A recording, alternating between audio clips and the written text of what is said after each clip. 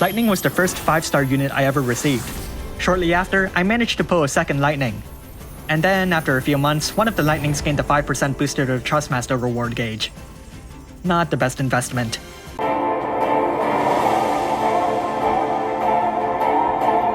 So, who was Lightning? She's an incredibly old unit that's been so power crept that I'm ecstatic to see that she's been unearthed from the deepest depths of the game's archives. Now that she's received a Neovision awakening, let's look at her new active abilities. She's gained 2 lightning bolting strike abilities.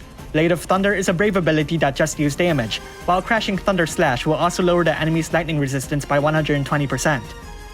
Onto her passives. She's gained a 60% boost to her lightning resistance, a significant boost to her limit burst damage, a decent machine killer, and some general stats to further raise her viability. Unfortunately, the limit burst itself hasn't received any incredible upgrades, so that boost is often going to go to waste. Time to change forms. Her Brave Shift doesn't have a turn duration, though it does have a 2-turn cooldown. Active abilities. She still uses lightning physical attacks that chain with Bolting Strike. Rising Thunder Bullet is a brave ability that will raise her team's lightning resistance by 80%. Gun Target will boost your team's attack by 250%, and lowers the enemy's resistance to guns by 35%. Rusty Engine can be used 3 times. It reduces physical and magical damage from machine-type enemies by 30%, grants your team a machine killer buff, and boosts their limit burst damage by 100%. Passives. Equipping her Trustmaster reward or Super Trustmaster reward will give you more stats, which, is such a game breaker.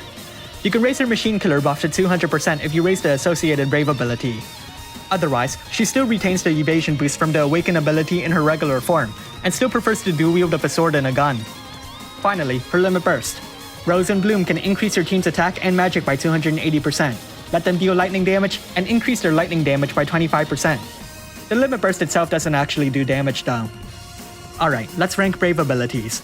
I recommend you prioritize Crashing Thunder Slash to raise the Imperil, Rising Thunder Bullet to deal more damage, Instrument of Change to increase her stats, Blade of Thunder to deal more damage, and Unlimited Power Within since that limit burst damage boost is restricted to her regular form. Time to make a damage rotation. On turn 1, cast Crashing Thunder Slash and double cast Blade of Thunder. On turn 2, activate her Brave Shift, cast Gun Target, and double cast Rising Thunder Bullet. And then just keep triple casting Rising Thunder Bullet. You can also throw in her limit burst whenever it's ready if you have a team that will benefit from that lightning damage buff. When the Imperil wears off, switch back, cast that Imperil, and spend some time with her base form until you can activate her Brave Shift again. So how good is Lightning? She actually lags behind Lauren and Nalu in terms of damage, and doesn't actually beat out any of the regular Neovision units. As a result, she's on the more disappointing end of this banner, which makes sense given her age. That doesn't mean she's incapable of contributing in a meaningful manner, as she does have more team support with a Gun Imperil and a Machine Killer buff. But as you might expect, she won't be taking center stage anytime soon. Thanks for watching, and if you liked this video, leave a like and subscribe. Tell me which was the first 5-star unit you've ever received, and let me know if you've made any not so clever moves like I did.